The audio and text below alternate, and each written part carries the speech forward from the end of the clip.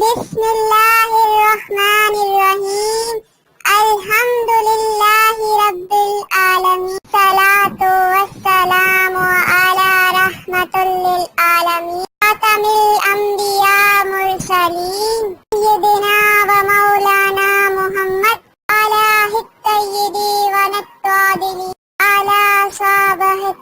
الصدیقین الصابرین لمن تبع سالم یوم الدین. حاضران اسلام و عزیزان وطن، السلام علیکم ورحمۃ اللہ وبرکاتہ. میں مفتی منیب الرحمان، چیئرمین رویت حلال کمیٹی، آپ سے مخاطب ہوں. آج شعبان المقرر یعنی عید الفطر 1437 چاند کی رویت کا شرعی فیصلہ کرنے کے لیے